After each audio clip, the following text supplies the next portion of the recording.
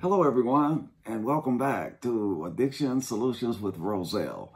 So glad that you could join me today for this show as we're going to talk about recovery. We've finally gotten there. But as I say in every show, I'd like for you to tell your family, friends, neighbors, co-workers, church members to go to YouTube, type in Addiction Solutions with Roselle, and subscribe to the channel. It's free. It doesn't cost anything. And who knows, it might be information in some of these videos that can really help them. And that's all we're trying to do there, is help somebody with addiction. Since I am a recovering addict, I felt a need to put this information out there. So I hope that it has helped you and that it will help someone else.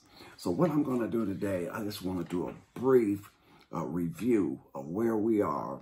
And I'm going to look at my notes as I go along until I get up to recovery. So this was a stop signs. That's what I called it. A phase chart that runs through stop signs as it pertains to your addiction. And as we know, the first one was experimentation. And that was the one where you decided if I'm an addict or not. Because if you didn't like how you felt, whatever your addiction was, you quit.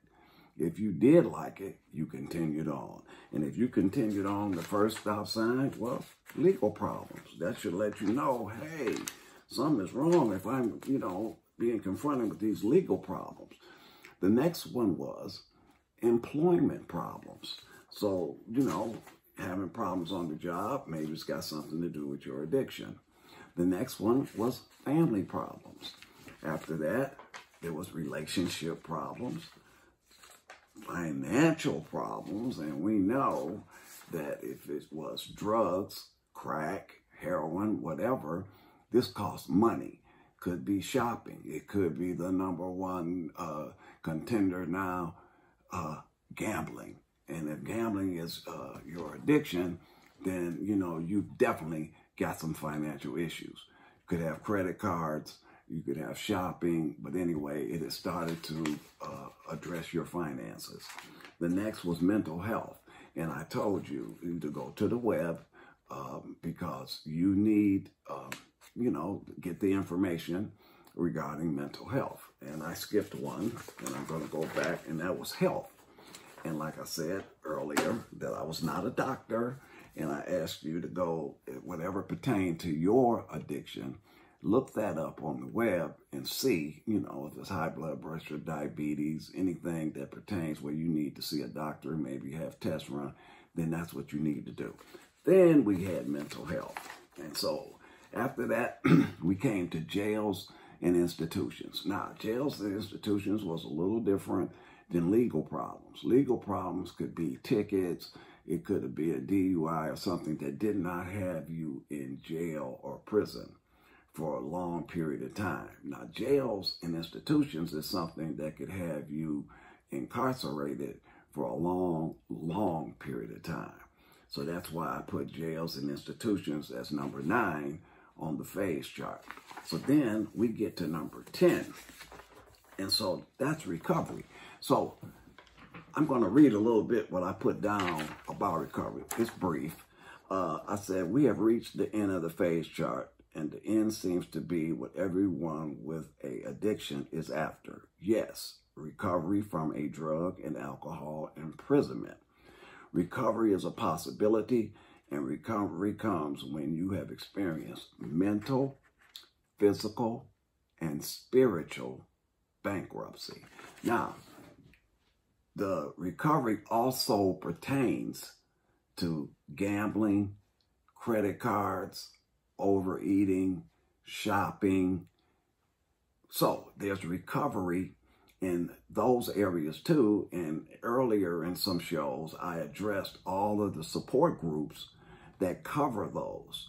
So you can get recovery in those areas. Also, I put drugs and alcohol because that was my main addiction.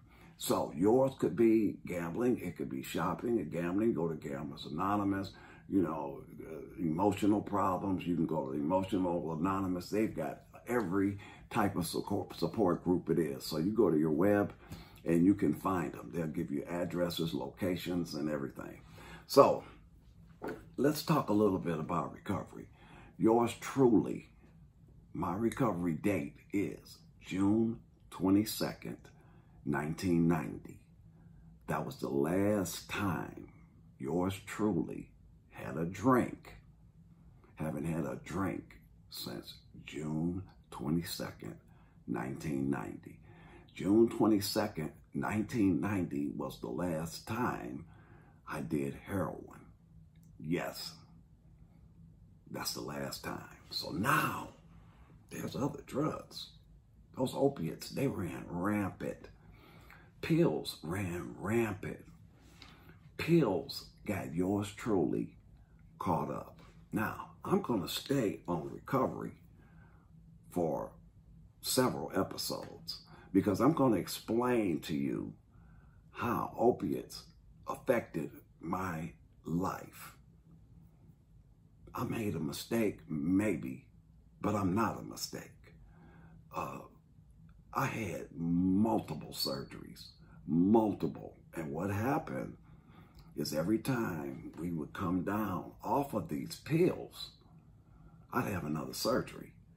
And all they did was just kept giving me medication. And being an addict, I had no control. None.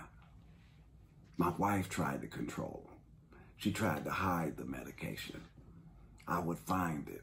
She was disgusted. She was fed up. I almost lost my marriage. Yes, yours truly that's bringing you these videos. I'm getting real. I'm getting honest. I'm not going to sit up here and play games with you guys. My life was at stake. So we are going to bring you the real from this point on. I gave you the stop signs. I gave you the groundwork. So now we're going to expound on the groundwork. We're going to let you know how you can get where I was with all of that clean time. But I'm not ashamed. You know, to me, it's not the quantity, it's the quality of clean time. You can have 50 years, and if you've lived like a person with one, then your quality of clean time is lacking. So, not to, you know, throw stones at people who never took a pill or never did anything in their clean time. No, hey, I respect you wholeheartedly. So, until next week, I want you to go to the YouTube channel and subscribe, and I want you to stay blessed. Take care of yourself, and I'll see you next week. Goodbye.